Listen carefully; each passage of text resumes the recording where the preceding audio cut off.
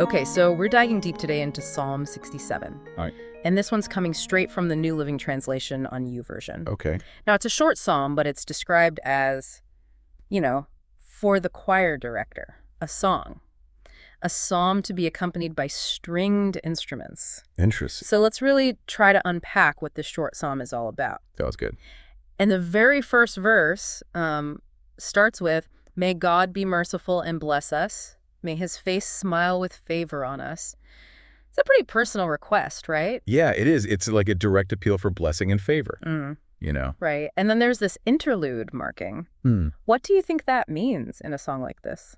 Well, I would imagine it signifies some kind of pause, Okay. maybe for reflection, or maybe the music shifts or something like that. It's Yeah. like a break in the flow that makes you stop and think, even this early on. Yeah, and then it's interesting how quickly that personal focus expands outward. Oh, absolutely. Because verse 2 says, "May your ways be known throughout the earth, your saving power among people everywhere." It goes from just us to the entire world. It's a huge jump. Yeah. Why do you think there's that sudden shift?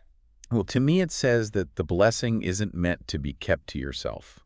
There's a desire for everyone to benefit from it. Yeah. If God's ways are just and good, then naturally you would want everyone to experience that, right? Right. And that idea of universal hope, it pops up again in verses 3 and 5. Oh, yeah. They both say, "May the nations praise you, O God. Yes, may all the nations praise you." Powerful. Yeah, it's interesting how all the nations is repeated. That really stands out, right? Yeah. It emphasizes this desire for God to be recognized and honored all over the world. Thinking about the culture back then, singing and praising together were really important ways of showing loyalty and celebrating what they believed in. I see. And verse 4 gives the reason for this global praise. Okay. It says, "Let the whole world sing for joy because you govern the nations with justice and guide the people of the whole world."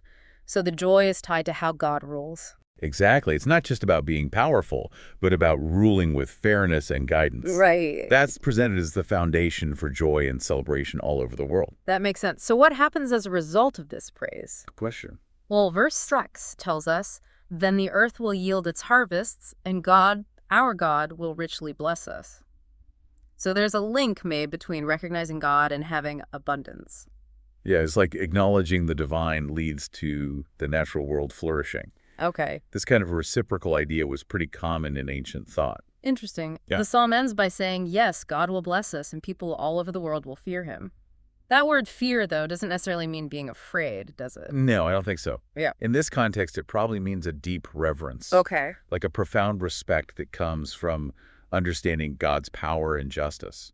So it's the ultimate global impact of God's blessing. Exactly. So we see this movement from a personal prayer for blessing to this huge vision of God's just rule, leading to global praise, abundance, and reverence. It's a lot packed into 7 short verses. Yeah, it is.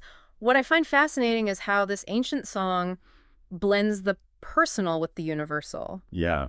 It starts with an individual need, but then grows into this global hope. It makes you think, right? It really does. Even though this psalm is centuries old, do these desires for universal blessing and justice still resonate with you today?